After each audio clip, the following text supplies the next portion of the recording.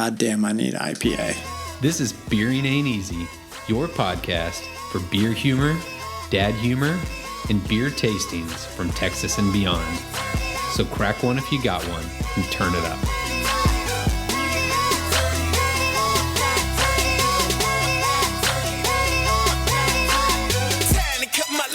Welcome to Beering Ain't Easy, Season 2, Episode 39 with Ryan and Drew. Welcome back, everybody. What you been up to, Ryan? Kid stuff. Getting these episodes out with you, and I apologize, but I think we're getting in a routine. I was able to actually hang out on the back porch with the baby and the kid and play outside and stuff. It's still freaking hot, Drew. Yes, it is. But I got a little sweaty. I'm wearing my Miami Vice style beach shirt outside. It's hot. I'm ready for a crispy Chico. Yes, ladies and gentlemen, we are talking about Mexican lagers. So, funny story. We were trying to come up with episode ideas, and we have this ongoing list of ideas, and I saw one on there. It's like blind tasting of Mexican lagers. And I looked at it, and I couldn't remember who put the idea on. I didn't think it was me. So I thought, surely we'll come in and Ryan will have all these great ideas for how we're going to coordinate this episode. But no, it was my idea. So here we are, ad-libbing. Welcome to hell. So I game a chicken to see who can be the least prepared. Yeah. So you want to introduce the beers that we have, and then we can get into some BS topics while we're tasting this massive amount of beer we have poured in front of us today. Yes, I mean, Mexican lagers, I feel like they've been kind of becoming a thing, like particularly like this year, maybe into last year. I feel like I've seen more like in the craft scene recently. I don't know what your thoughts are on that, but the one in particular that we have tonight is True Anomaly's Scout Mexican Lager, which won silver at the 2021 GABF. So I'm curious how this stacks up against real Mexican lagers. We're talking gas station Mexican lagers here. We've got Dos Equis, Tecate Light, Pacifico, and what was our other one? Modelo. Modelo. We got a great start today. Just bear with us, ladies and gentlemen. Just a train wreck. So, we're setting ourselves up. We have one craft, and then all the standard Mexican lagers like imports. So if we don't pick Scout as our number one, we're just we're hanging ourselves out to dry, Drew. I feel like this is a really risky blind tasting, though, because I know that's a GABF winner, but I have trouble differentiating Mexican lagers if it's not Corona. And so we chose not to put Corona in this. I think we'll have to ask. It was explicitly asked to not put in it, but I typically think of that as a taste that I could pick out of a lineup. But when it comes to other Mexican lagers, I don't think I can differentiate anything. Do you have any bold predictions for yourself, Ryan? I think I've had all of these before, but I could not tell you. I couldn't differentiate. If you told me what they were and then switched them around a couple times, I still wouldn't be able to tell you. So I'm pretty curious to see how this works. When you go to like a Mexican restaurant, do you have like a go-to Mexican beer? I like Dos Equis Amber. That's one of my go-tos, but I don't see it a whole lot anymore. And so I may just go with like a straight up Dos Equis. So same. I used to always go for the Dos Equis Amber, and yeah, you never find it. And I would ask and be like, I don't know, we don't have it. So Negro Modelo started being my go-to, and it's really good, and I like it. You ready for a little history lesson, Drew? Always. So I associate, as probably most people do, a Mexican lager with corn. Like so what the typical thing of Mexican lagers is they add flaked maize, which is basically like a cleaned up corn. And that's kind of like the staple that makes it like lighter. But when Mexican lager started was because of German immigrants that came to Texas and Mexico. Because obviously there's a lot of like German towns out in the middle, like, hill country, kind of Fredericksburg. There's a lot of like those kind of German influences. Apparently that went down to Mexico too. And that's kind of what started the Mexican lager. And also Vienna lagers were big down there. And that's actually like what Negro Modelo is actually a Vienna lager, which makes sense now, but I've never thought about it before. But now thinking about it, I'm like, oh yeah, of course, that's what it is. And yeah, this started like hundreds of years ago. Like I think it was like the 1800s. Don't quote me on that part, but yeah, it's old. They've been around for a long time. But the other thing I learned when I was looking into this was they're called like Clara beers, which is like clear, Spanish for clear. Like Pacifico, on the box it says Pacifico Clara. And I got to say, with all these samples sitting in front of us right now, pretty impressed. They are all crystal clear. Yeah, especially when you're used to drinking hazies and other things. These all look great. What are your thoughts? Like, these are, with the exception of the True Anomaly, these are all macro beers. But when I think about macro Mexican lagers, I don't have the same disdain for them as I do for like just a straight up American lager. So like, are the quality of beers better, or is it just a style that, I don't know why is that, Ryan? Can you read into my mind? That's a good question. I guess you feel fancier because I mean they are brewed in Mexico and imported. So I guess you just like feel better about it because they're like imported beers and they're not just like, brewed at the facility down I-10 or whatever. Okay. I think you're right. I think you're onto something there. It was a little bit more expensive beer when you compared it to like a Keystone Light back in the day. So you felt like you were drinking fancy at that time. Yeah, I think that's it. And I think you associate Mexican lagers with like vacation too. So I think that there's like a sentimentality to it. Oh yeah. Just straight up question. Do you feel like these beers taste better when you're on vacation? I mean, all beers do, but like in particular. Yeah, absolutely. Like the only time I have any of these beers is if I'm at the beach, which kind of, even if it's like a local beach, like if you drive down to Galveston or something, you're either on vacation or it's like a day trip vacation. Or you're at like a Mexican restaurant where you're like there to just like straight up have a good time, and just like the ambiance and atmosphere of being in a Mexican restaurant is just like, it's a good vibe. So yeah, I absolutely associate these with just like being happy. Nice.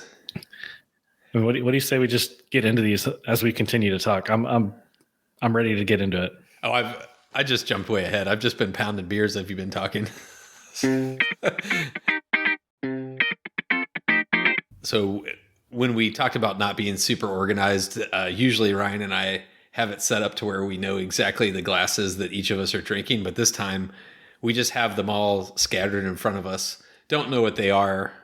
And we're going to rank them and then kind of come back and be like, hey, which ones were the top and which ones were the bottom. So first thing I look at is appearance here.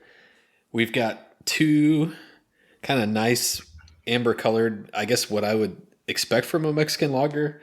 One that's the same shade of that, but a little darker. And then two that are a little more yellowish. What are you seeing? Yeah. No notes. You nailed it. Don't judge me, Drew, as you see me here on camera, but I'm taking out a notepad because it's going to be hard to keep these separate from each other because I just went through and tasted one of each, and I'm a little nervous. I got to be honest. Yeah, I'm at a loss here. We knew this was going to be a hard assignment. Yeah, who's the best at making a beer taste like almost nothing?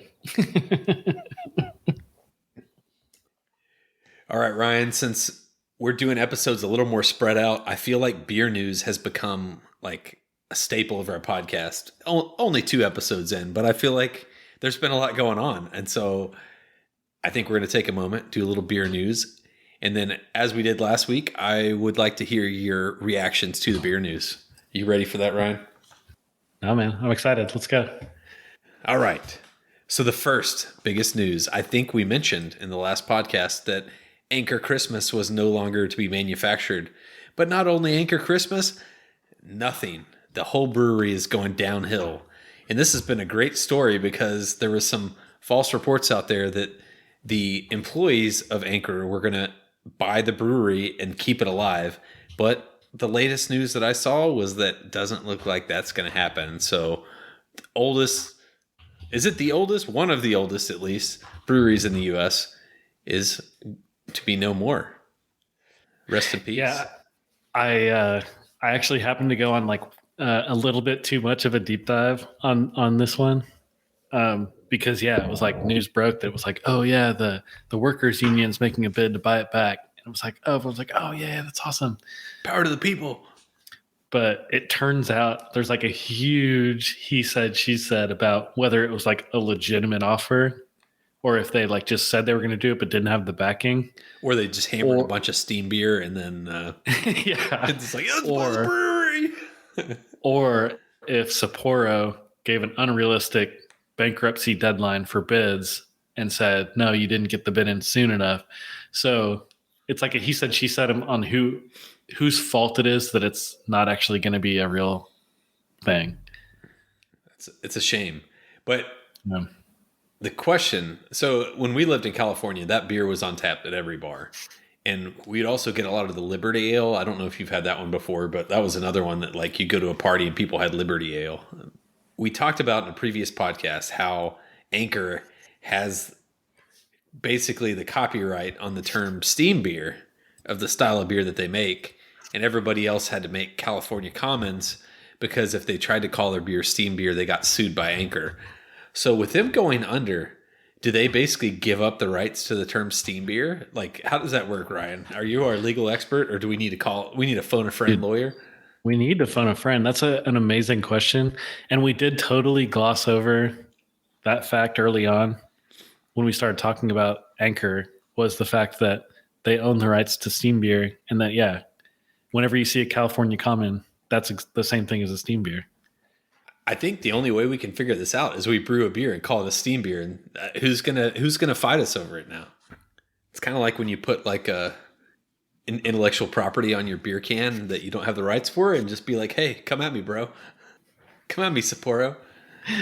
I am amused every time you make a joke about stealing IP for beer cans on Instagram. I love it. It's one of my favorite things to do. Other big beer news. So we saw that another Houston brewery is planning to shut its doors, and that is Black Page, which really hurts my heart that they've been open for less than a year. We went to it. Beers were great, and they're planning to close. What the hell's going on, Ryan? I'll tell you what's going on. It got posted on the Houston Reddit, a picture of the notice on their gate when they locked their gate. And they said they were behind on rent and they were behind on their property tax payments. $12,500 a month, plus about like $19,000 a year in property taxes. So when you extrapolate it out per month, they're basically paying $14,000 a month in rent alone. I don't understand how you can keep a business afloat with overhead costs like that. Like, that's crazy. And when we went to their location, they're what, like a block away from the... Oh, they're like across the street from White Oak Music Hall. Yeah. So like that is prime real estate. And so when they put that in there and they had this like beautiful space, beautiful real estate, I was like, this place has got to cost a fortune. And that, I think what you're saying is it does cost a fortune. And you got to sell a shitload of beer. But usually you can't jump into a space like that going in cold. I don't know. That's rough. Yeah, and they didn't skimp on the build out. Like, it's like up there, one of the nicest tap rooms in the city. So like they spent a pretty penny on the tap room too. So yeah, I think they may have just got out over their skis a little bit. Man, it sucks because that one had the potential to be one of the good ones, you know? Yeah. Well, I think the other problem, and this is what a lot of people on that Reddit thread were saying, is like, I would have gone there a lot. I just had no idea they existed. I think they just did a really bad job of like making themselves known. It's really true. I didn't know it existed until we were at the Flying Saucer and I just Googled what are the closest breweries. And I was like, oh, hey, we haven't been to this one. Let's go there. Like, that's literally how I found it. I'd not heard anything else about it. And it was the brewer from Abita. Yeah. I mean, it wasn't like it was a small gig. I mean, this is a big deal. It's a shame. Yeah, no, for sure. Because like that. I guess I should give more background. That picture that got posted, the notice on the gate, is they said they were going to close at the end of the month. They got locked out like the next day for like, I don't even think it was a full day. I think it was just like later that day they got the keys back and unlocked. So they were getting like basically evicted and sorted it out and reopened. I think probably by the time this episode comes out, they'll have closed. You don't have faith in my editing speed? No, like I think they're closing in like 2 or 3 days from now. So yeah. Pour one out for him. Pour one out for him. I think I snuck a Beer and Ain't Easy sticker on the back of one of their doors too. So rest in peace. This is the kiss of death. You put them under. They had to bring in a special company to buff that off. That place was so shiny. Kiss of death. They got that Beer and Ain't Easy stank on them. That would be a bad reputation to be carrying around in Houston as the closer of breweries. Ryan, where were you when that brewery announced their closure? All right, last on beer news. Positive note. So the Houston Beer Block Party is coming back to the city. This year, instead of being at Saloon Door, it's at Spindle Tap. Ryan, I cashed in my birthday card with the wife on this one, and I bought us VIP tickets to go on August 19th. And there are a shitload of breweries going, and I'm super excited about it. Last year we brought Sylvia on to tell us a little bit about it, but it was a blast, and so I'm glad that you're getting to go this time. So have you cleared it with your wife? Since I may have boxed you into this responsibility here. I brought it up to her, and she said, maybe we just have to see what's going on. That's a yes. That's a yes. So I told you, buy the tickets. Tell her that it's my birthday present that you're going. Yeah, that's the play. I'm putting it all on you, Drew. Yeah, it's okay. I can take the weight of this. I am very excited about it. I'm thinking this is going to be one of those things that as it gets more known about every year, I think it's going to get bigger. Very excited about it. I think Spindle Tap's a great location for it, just with their whole outdoor space. They're not a sponsor. I guess I should clarify that. I'm just very excited about this. I think this is going to be really fun. You know, talking up Spindle Tap on this podcast is highly supported. Yeah, good point. So just last question for you on that whole topic is we're going to go in. We bought the VIP tickets. So what's our strategy? Are we going in like Wayne and Garth, where you have the VIP ticket, like the VIP lanyard, and you're showing it to everybody? Yeah. Show it to every single person that walks by you. Or are we going in like Dumb and Dumber style, where we come in with the suits and the top hat? Like what's our Beer and Easy style here? I think it's too hot for that. No, I like the holding up the VIP badge and walking by, and then as soon as we run into the Spindle Tap guys, we just bust into a "We're not worthy." Yes, yes. Sold me. So, Drew, what was your experience getting all these beers? Did you get them all at the same spot? Did you spread it out? What happened? So we already have a lot of beer in front of us, and I did not want to buy 12 packs or 6 packs of all of these. And so I was looking for singles. So my singles, craftsingles.com. No, went to Total Wine to check it out and see what I could find. So I found a few things at Total Wine, which, speaking of Total Wine, I give them a lot of shit all the time based on their old beers. But I got to admit, when I went in there, it looks like they cleaned house on their entire inventory. And I looked around and they had new breweries being featured in there. They had Turning Point from Dallas area. They had all the stuff that I hadn't seen before. I was like, wow, this was an upgrade. But I didn't find all the beers there because I didn't want to buy 12 packs. So I had to keep moving on. Where do you think I went, Ryan, to get the last of the stash? Where would you go if you were looking for Mexican lagers? Probably the gas station. Yes. Yes. I feel like we need to talk about the tall boys that you can get at the gas station, but I'd like to know, I was able to find everything between the gas station and Total Wine. How about you? I felt like you were on an adventure this past week, as usual. I like to make these things hard on myself. I decided, so the neighborhood I moved into is still like heavily being built. And so I made the joke to Drew. I was like, the gas station by my house caters heavily to like all the construction workers and stuff. So there's like one fridge of craft beer, and then like one fridge of like macros, and then there's like two fridges of like the Mexican lagers and stuff. Because they always like they come in and they like pick up like cases and stuff and to go for the end of the work days and everything. So I was like, I don't worry about that. I just got to worry about the Scout. So yeah, I go to my local HEB, not there. Go to the HEB by my work that has a pretty good beer selection, it's not there. So the next day I go to Total Wine by my work and I find it. I'm like, done, got it. Go to the gas station by my house, realize I am in the same corner as you are. They sell everything. I mean, I got tall boys of Dos Equis and Modelo, but everything else is 12 packs. And I was like, dang, that's a commitment. So I went to my HEB again, and same thing, just 12 packs. So I ended up with a lot of Mexican lager in my fridge, Drew.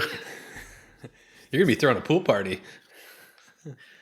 Yeah, which funny you say that because I was checking out with those 12 packs earlier today, and Allison texted me, or my wife texted me, and our close friends just got a pool finished like last week, and so they were inviting us over this weekend to have a pool party, and I was kind of grumpy and bitter that I had to buy two 12 packs of Pacifico and Tecate Light. and then that immediately cheered me up. I was like, oh, perfect. I'll have a bunch of pool drinking beer to bring. You planned it perfectly. Yeah. So the universe works in mysterious ways, Drew. So how many of your beers did you get were like the 24-ounce gas station tall boys that are like immersed in like as much ice as you can find when you walk in the middle? Two. Yeah. The Dos Equis and the Modelo. Nice. There's nothing like getting off of work, going in, grabbing a tall boy out of the ice and just drinking it in the parking lot in the back of your truck. Which I did feel like I brought these two tall boys up at the gas station and she rang me up and she's like, do you want a bag? And I was like, nope. So I was a little disappointed because like she had a stack of like the paper sacks, like the single can paper sacks that you could drink out of. And instead she put me in like the plastic bags with the other ones. I was like, no, can I drink it out of a paper sack? I mean, I'm taking this bad boy to the parking lot. Yeah, that was a missed opportunity. Yeah. There've been some photo ops with that. Yeah. The more I'm sitting here, I'm feeling more confident in my picks. Oh, I don't feel confident at all. I know there's two that I know that I like worse than the other three. Yeah. But besides that, the other three are all like pretty good. Yeah, I had two that I don't like too much either, so it'll be interesting to see if they're the same too. Yeah. So, but before this blind tasting, I guess I want to hear your thoughts on like just blindly with the ones that we picked. What would you think would be the best one? Just from looking at the lineup that we have. Yeah, but outside of Scout. Okay, I was going to say, I mean, I have to pick that one. I mean, it's like part of the job description. If I had to pick out of these, the one that I always felt like was the classiest of the Mexican lagers was Pacifico. I felt like that was a little rarer one to find. And I just always remember thinking, yeah, this is good. Actually, when we had our first daughter's first birthday party, we got a pony keg of Pacifico at the house, and that's what we served everybody. And it was pretty sweet. Nice. When you said what I think is the classiest, I thought for sure you were going to say Dos Equis based solely on those commercials. Yes. Yeah, my opinion of Dos Equis changed when the most interesting man in the world came into the picture. Dude, around that time, I was playing a lot of NCAA football and PlayStation, and that was when you could create your own team. And we made you could import pictures and stuff to it. And so I made my brother and I made a team of Dos Equis, the most interesting team in the world. We were influenced as like young. We were like 13, 14 doing this. Yeah, they knew what they were doing. Yeah. They were lining up future customers. I feel like that was like a continuation of like the Chuck Norris jokes. You remember those? Like the crazy like. Oh yeah. The boogeyman's afraid of Chuck Norris and stuff. So Ryan, like, you explicitly said no Corona. Why? Like, what's the deal with Corona? I got to know. My brother got married, did a destination wedding in Mexico at an all-inclusive resort, like the year after we got out of college, and it was like one of the first probably big trips that like all of our friends went on after college. So like for 5 days, like we're all down there and we're getting after it. And it was one of the resorts where the only beer they had was Corona. So the entire time we're down there every day, all day, just Corona. And by the end of that week, it was like gagging, like I got to do something different. Like I can't do this. So didn't have another Corona after that for like say 4 or 5 years, probably 4 years.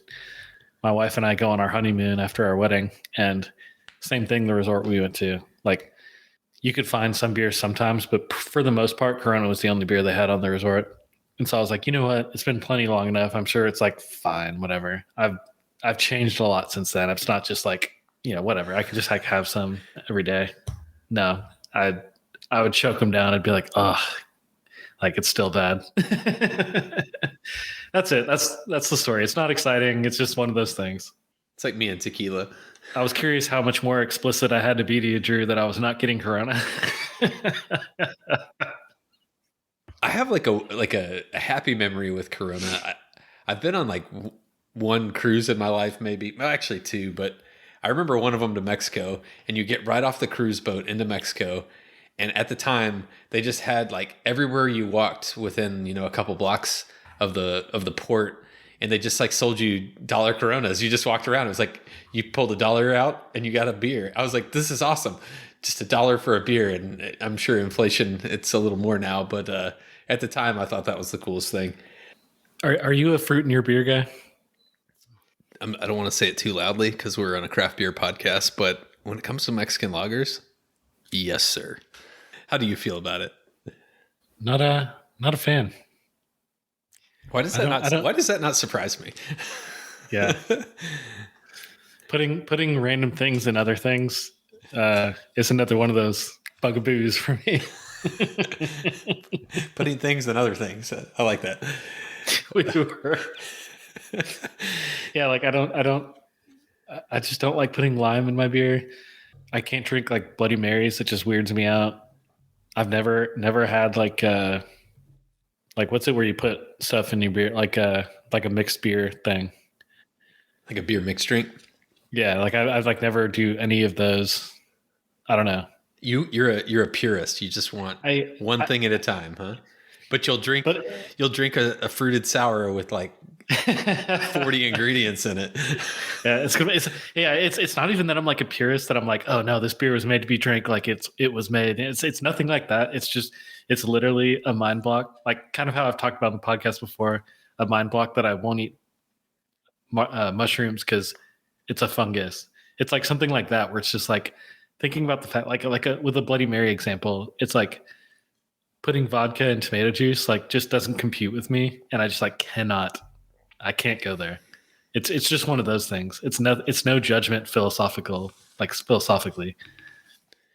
I'm weird, dude. I don't know. I don't know. Like you always see like the nice, pretty slice of lime that would go on a Corona or a Dos Equis, but I always remember like kind of the more affordable version of that, where you had like the can of Tecate and you get just like the wedge of lime and you just jam that fucker like into the can and then you just drink it. And then when you take a sip, the wedge like comes up to the top and blocks your can a little bit, and you kind of have to shake it to move it out of the way. Like I have like fond memories of the Tecate cans with the lime jammed in there. I try not to be like a prick at like Mexican restaurants. So they bring you the mug with the lime wedge on the side, and I try to leave it there just off to the side, but then like inevitably as you're drinking it, it starts sliding on the side into the side of your mouth, and I have to take it off, and I'm like, no, can't do it. I just like have to set it on the table. And you mentioned you don't ever do beer mixed drinks, but the one that I remember doing, I think my dad introduced me to it. You took Corona and you poured out a shot of Corona and you replaced it with a shot of Bacardi Limon, and you poured the Bacardi Limon into the beer. You tipped it over to mix it, and then you drank it, and it was interesting. I guess it's kind of like adding lime to the beer, but really just super boozy. Like, you should see Ryan's face. It's awesome. this sounds terrible. So last mixture thing, micheladas. You said you won't do Bloody Marys. Have you ever done a michelada? No, I haven't. Whoa. I feel like we need to do that on an episode to get the live take of you drinking one of those. Maybe it will be a beer mixed drink episode. I don't know. This is the perfect avenue for me to like try all these things that I've refused to try like all my life. Yeah, let's just get a whole bunch of beer mixed drinks and just try all of them. I'm down for this. Let's do it.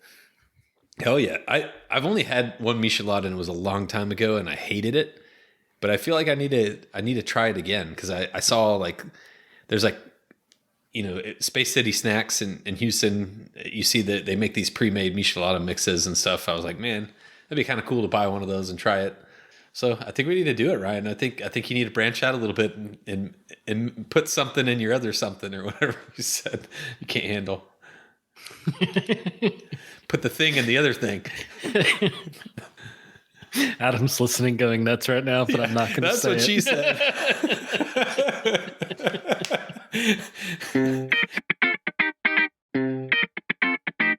All right, I feel like we need to do a grand reveal here, Ryan. Let's pull it back on track. I think you laid us out with the foundation here. We're going worst to first. The way it's going to work is we're going to grab the beer that we've ranked the worst, and then we're going to reveal what it is and say what we picked as the last place. And God, I hope it's not the craft one for me. How confident are you, Ryan? Scale of 1 to 10. Not at all. I mean, I can narrow the craft one down to 3. there's 2 that I'm pretty sure it's not. Yeah. Okay, that's fair. So speaking of one of those 2, what is your last place beer? Before I look at the letter, I'm just going to say it had a little bit of like a skunky aftertaste that I kind of associate with like a Corona. And it was like basically flat. I think that was like what killed it completely for me and put it in last place is it was just like it drank flat. The anticipation's killing me. Pacifico. Whoa. I did not expect that. I did not either. I got to be honest. Did you actually guess what that beer was before you revealed it? Because I wrote down all my guesses, so I'm going to say them. So if you didn't, that's okay. I didn't. Yeah, I have one that my guess is. Yeah. Okay. So my last place beer, I think it's going to be Tecate Light. And we're going to see what it is. And it is E, which is Tecate Light. Dang. All right. I'm starting out hot, man. It's a lighter color, so it felt like it had to be. There was 2 lighter color ones. I felt like it had to be one of them. I guess this beer, it just felt like I was tasting nothing. It was the closest I thought to like an American lager. It didn't feel like as much like a Mexican lager, and I don't know if it's because it's Tecate Light, but it just kind of felt like there wasn't a lot to it, and that's why I didn't like it. So I'll have to move on to number 4. My tasty notes that I wrote down was also nothing. I had nothing to say about it. It was a little better than the last one. That's what I got. I'm going to guess that this is Modelo Especial. And we're going to see what it is. Oh, that's Dos Equis. Ooh, dang. Dos Equis, really? Wow. Okay. Wow. I had Dos pretty low. That's surprising. I'm really surprised about that. Okay, so I'm figuring out what I care about in a Mexican lager. My other note is that this one is also like flat, but it was a little bit cleaner. It didn't have quite as much of like a lingering aftertaste. Didn't taste like a whole lot. It is it's letter B, which is Modelo. Yeah. Okay. I guess not. We should be writing this down so we can do a final. I'm tracking it. I'm not like blown away. That's like, okay, about kind of where I might have expected it. Well, it's good. Hey, we made it through 2 rounds without picking the craft beer, so we're doing okay. without picking the Great American Beer Festival. We have no overlapping beers so far. Both of our bottom twos are completely different from each other. Wow, that is true. I've scratched it out and gone back and forth, but my number 3, I just feel like the flavor on this one, it hit me in all. This is like maybe one of the most pretentious things I've ever said on this podcast, but I feel like the flavor like hit every part of my tongue, where a lot of these that just kind of like hit one spot, and it kind of like I think that's like the one thing that's got me going back to this over some of these other ones. It is letter E, which was your number 5. It's my number 3. Whoa. The Tecate Light. So are you saying this beer took you to Flavor Town? I wouldn't say it's a lot of flavor. It just like, I don't know. You ready for this, Drew? It just, it had a good mouthfeel. Just wet your whistle, huh? Oh, okay. What was your number 3?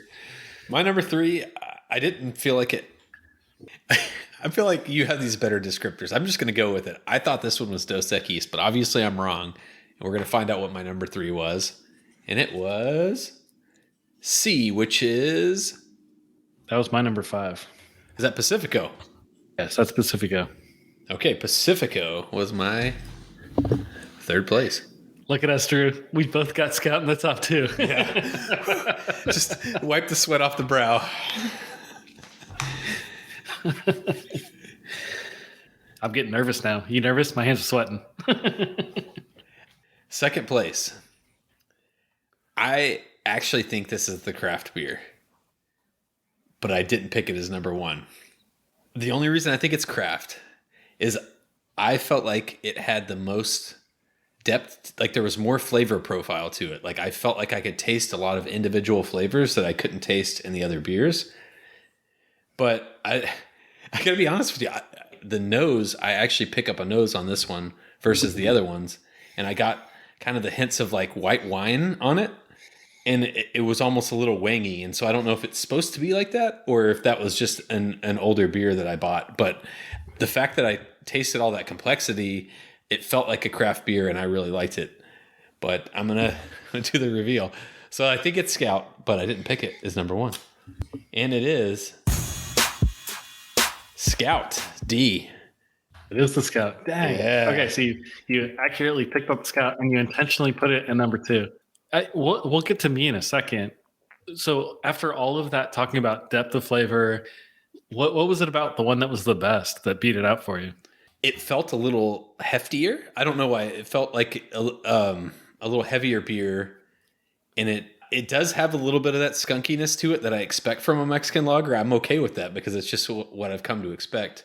But it was a little heavier, and it felt more filling. I don't know. I liked it. It's like what I wanted from a Mexican lager. I would have liked the complexity of the craft beer more, but it's just I got this like almost a little more tart white wine flavor to it that's what was that pushed me away from it. All right. That leaves you as your number 1 with Modelo. So Modelo That's crazy. is your number 1. I cannot believe I used to call Modelo Especial a Big Mo. And like it's not like what I consider a Class C beer, but I picked it as number 1 completely unaware. All right, so my number 2 beer, I think I have the craft one as my number 1. Just because, like you said, there's like more depth to it. And a lot of these kind of finish, this is admittedly a bad descriptor, but a lot of them finish like they feel like they're going down. But when I taste this one that I think is the Scout, it kind of finishes going up. It's got like an uplifting, lingering finish, which I think is almost kind of like what you were saying. Like you said, like almost like the white wine finish where it's almost got like a tart finish where it kind of like, it's like an elevated finish. So I think that one's the Scout and I like it a lot. So this other one that's my number 2 is A, which is Dos Equis. So Dos Equis was my number 2. Whoa. Which means the Scout was my number 1. Let's go. I feel like we did a lot better than expected here, though, because we both picked the craft beer. Yeah, So you had Modelo as your second to last, and I picked it as number 1. That's pretty wild. Yeah, that's crazy. And I got to be honest, this was like the finest of margins. Like I had scratched out multiple times my ranking. I was scratching them and switching them every time I went through the list. You've kind of sold me on the description for Scout though. Now I'm feeling the refreshment. So can't change. It's too late now. That red light's on, dude. Do you want to hear the final composite results of the best Mexican lager? Oh yeah, absolutely. So we have a tie for fourth. So tied fourth and fifth are our bottom two, Pacifico and Tecate. Okay. Number 3, Dos Equis. Number 2, as you'd expect, Modelo, leaving Scout as number 1. So even though you decided to bump it and put it at number 1, our discrepancies on Modelo knocked it far enough out of the lead that Scout still won. I mean, the universe is right. Craft beer won, right? Craft is still king. Yes. Love it. You know, like speaking of Mexican lagers, when we got the one from Laser Brewing that you drove all around the city of Houston to get us 2 cans of, or 1 can, right? It was just 1 can. Yeah, it was 1 can. I remember that. Like, that blew my mind, and that told me craft Mexican lager can be so much better than the macros. And so that one was, from what I remember, phenomenal. And so I think you could make a really good Mexican lager, and I think more people should make them, especially when it's 100 degrees outside. Before we close out this episode, I realized I forgot to do something. I forgot to add the secret ingredient to these beers, which is the fruit. So let me re-pour a few of these beers. I feel like I gave Dos Equis a really unfair shake because I don't think I ever drink Dos without a little bit of lime in it. So I feel like that's going to elevate the game of the Dos. I'm very curious to see how much of a difference this actually makes. If I would have known and would have had limes on hand, I would have for the pod. I would have done it. I guess my thing is with this is, I mean, I'm not a crazy like lime person anyway. Like I don't like key lime pie or anything. And I feel like these are all such like, they're supposed to be as light as possible that if you add like lime juice, you basically just like only taste lime. It's just like diluted lime juice after that. I think that's like kind of my hang up about it. I think like adding limes to Mexican lagers was kind of like what people needed for a gateway into beer before they really liked beer. It's kind of like people that will start with sours or something really sweet now. It's you add something in that like masks the flavor of the beer and you're like, oh, this is pretty good. It tastes more like an island drink. I think you nailed it. It's how can we make this beer taste like not a beer? Not a beer. But even with me liking beers, I don't know if it's a nostalgia factor maybe, because I don't drink a lot of Mexican lagers. So when I do, I'm like, I'm going to go back to what I know, which is lime in the beer. It's because you're programmed, Drew, by big Mexican beer. Big lime. Yeah, big lime. I'm going to go ahead and make a bold statement. The lime in this Dos Equis, 200% better beer. So are you gonna knock Scout off if you have a lime in it?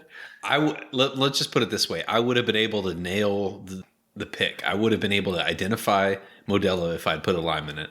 That's all I'm going to say.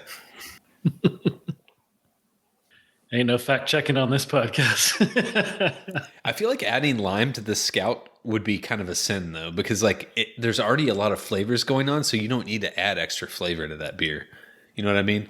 Like I feel like some of these other beers, they're like you said, they're kind of flat, or I literally had descriptors on some of these other beers that said nothing.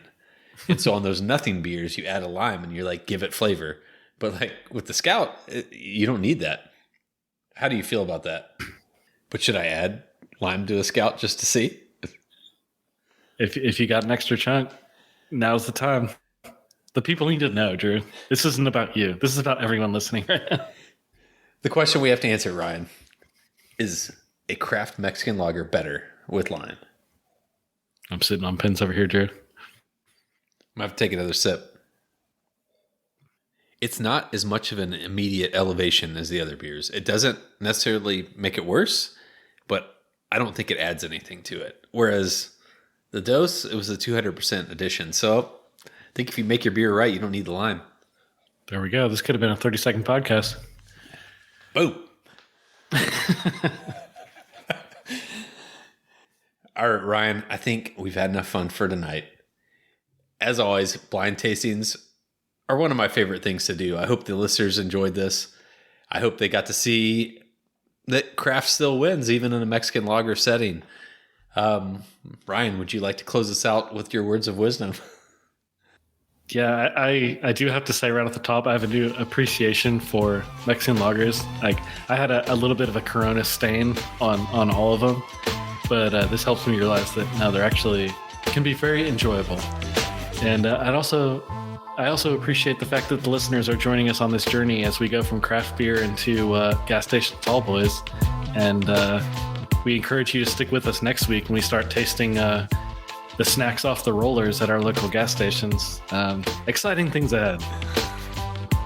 We'll see y'all next time. This has been a Beering Ain't Easy production out of Houston, Texas. Follow us on Instagram or Facebook or at our website at crossthestreamsmedia.com, where you can find our podcast and all the other great sister podcasts on our network.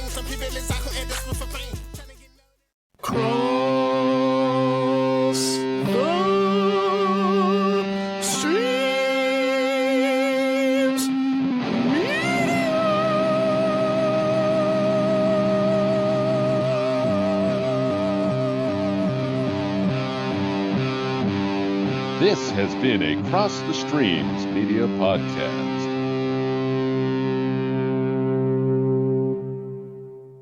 So we need to answer the question, is lime better in a craft Mexican lager? I think you said that backwards. Is lime better in a Mexican craft lager? I think you meant, is the beer better with a lime? Here's the question.